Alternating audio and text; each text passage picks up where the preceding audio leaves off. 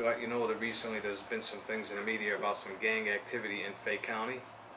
And I want to let you know that several years ago, the Fayette County Board of Education passed a very strict policy on gang activity. And we have been enforcing this policy for several years. And it has enabled us to keep gangs out of the schools. Now, we probably do have some gang members that go to some of our schools, but we do not have gangs at our schools. We have been very good at preventing this from happening. With all the attention that it's gotten recently, we have plans on meeting at our schools with our communities in the schools, our school communities, the high schools, with some of our staff and community members to discuss strategies on informing the parents as to what they can look out for in terms of what their students or children may be doing that may show that they have some connection or some kind of interest in gangs. Also, we have been working with the sheriffs and the police departments to work with educating our students through resource officers in terms of gangs. So we're taking an educational approach and have been taking an educational approach as well as a proactive discipline approach to this. So I wanted to let you know that we have been proactive, but what we are going to do now that we have seen that there has been some activity is we're going to step it up a notch and involve the parents more in terms of informing them as to what's going on so that we can enlist them to help us identify and prevent these kind of issues with their own children at home.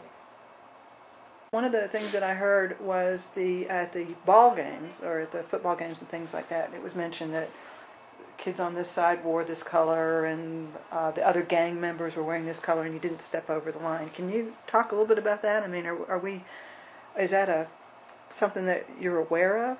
I have not heard of that. I do know though when students come into the games that the people at the gate are aware of these things and ask them to remove any clothing that could be designated as gang clothing or gang signs or gang colors, so that we have our people that are knowledgeable about this that can ask them to remove this if they're going to come into an activity. But I have not heard that there has been any of that going on as of yet. Okay. Are you aware of, are the school systems experiencing anything with the graffiti that usually goes along with this, or any of you having to go remove graffiti from schools or school ground? In a few cases, I have heard that there has been some on kids that have written some gang information on notebooks and such. And when we have identified 2 or 3 of them, we have contacted the parents and made them aware of it and taken disciplinary action against the students if it was proven that they were part of a gang. Or sometimes students do that out of curiosity, but when we have encountered it, we have informed the parents and we've taken disciplinary action. And it's been primarily on notebook covers or book covers that a student may put on a book, like a paper book cover, that kind of thing. But no school property? No, I'm not aware of any at school property. Can I ask? You said when you first started talking several years ago that the school system adopted strict policies on gang activity. Yes. Can you highlight some of the things maybe that are in that policy so people can understand?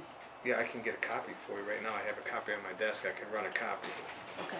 Our code of conduct has had gang-related activity in it for several years, and the resource officers at our high schools and middle schools work very closely with the administration in terms of training them what signs to look for. And they update our staff every year of new things that are coming out concerning gangs. And part of the education through our DARE program and our health program and our, we call it the peer mediation program, is that these are the kind of things that they are taught, the students are taught to look out for, so that students are aware if someone is trying to get them to join, or are aware of what some of the signs may be if they see a friend that may be toying with this, that they can educate them if they're not aware of it. So it's been an educational thing as well as a rule.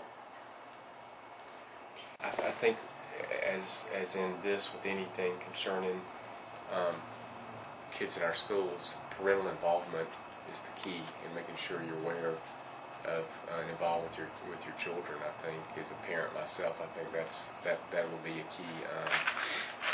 key way we could help prevent this and nip this in the bud. Is parents to stay active and close to their kids. I don't know about the other departments, but I do know with the incident when it happened at Fayette that Scott Israel, he is kind of specializing in gang activities, so I know the others probably are too, which will help carry the information into the administration. Right.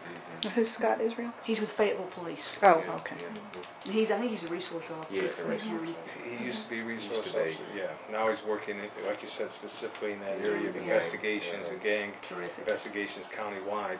And Mr. Wright was correct in that the next step is parental involvement, and that's what we're getting ready to discuss in terms of having something at every high school to involve the parents and educate the parents about some of these issues. Communication becomes a challenge because, as you well know, with the blogging, with the IM, with the cell phones, it's very difficult to keep a handle on all the different forms of communication that are going on. So I think that is probably, my opinion, that is probably aggravated the situation or